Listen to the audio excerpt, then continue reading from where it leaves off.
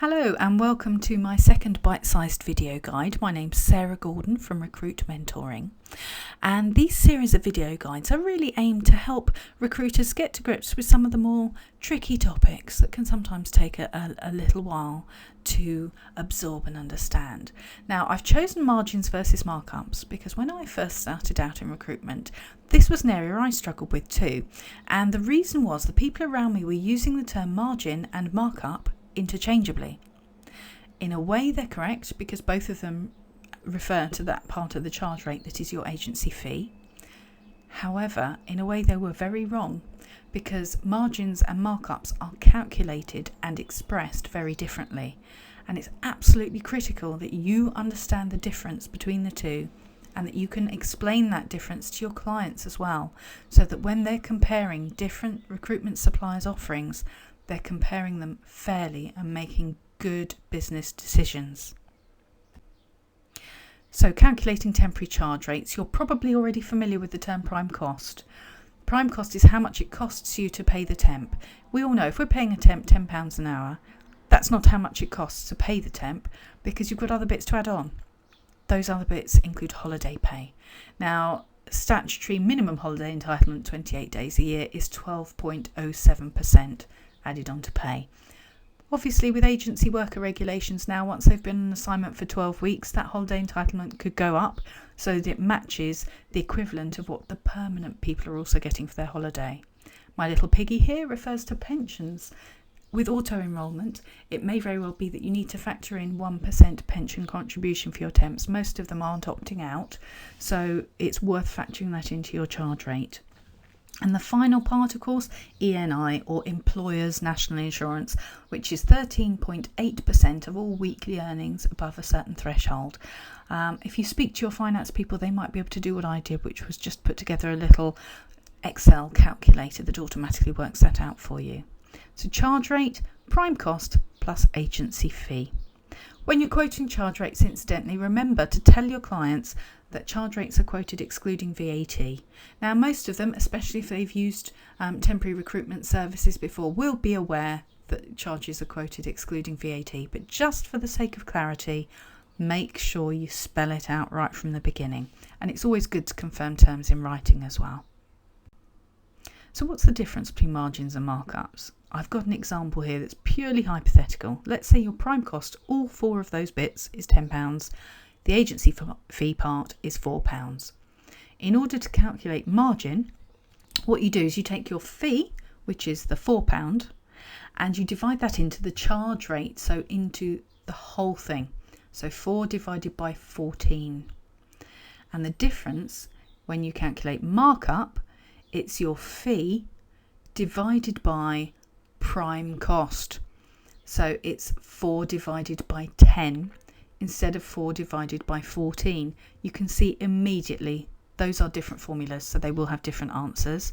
Margin 28.57%, markup 40%. They're both £4 agency fee, but think about it. Which sounds cheaper? If you were the client and you had two agencies and one said, Mr. Client, I'm going to charge you 40%, and one said, Mr. Client, I'm going to charge you 28.57%, without knowing that one's a margin and one's a markup, the client's always going to go for the cheaper option. So make sure that your client understands how you are quoting and asks any competitors of yours how they are quoting, so they're comparing like for like and they're making the best business decision. Of course, in recruitment, you should be selling on value, not just price. But in a situation, let's face it, we're in the real world. Sometimes when you're competing on price, you do need to make sure that at least you're being assessed fairly. There are other ways fees can work. Clients sometimes ask for the markup or margin to be calculated on pay rather than prime cost. Make sure you're leaving yourself enough of a fee to cover those 3 additional points of holiday, pension and ENI. Another way, sometimes they ask for a fixed pence agency fee on top of prime cost. This allows complete transparency between agencies. We're definitely comparing like for like. And if you're dealing with a lot of lower paid workers, this can be advantageous for you because it guarantees you a minimum price, even if you're supplying someone, for example, on the minimum wage. You will guarantee yourself a minimum price for supplying that worker. And let's face it, you have to put a lot of work in to identify, attract, pre-screen, pre-qualify talent.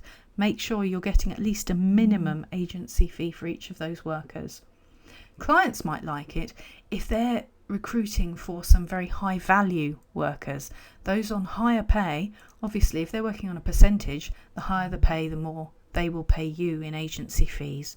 So sometimes it can be a really good balance of protecting you from the client paying too little and protecting the client from paying what they feel is too much. So have sensible conversations with your clients about the pricing mechanism that is going to work best for everybody. Key takeaways. Margin and markup, they're both agency fee, but they're not the same thing.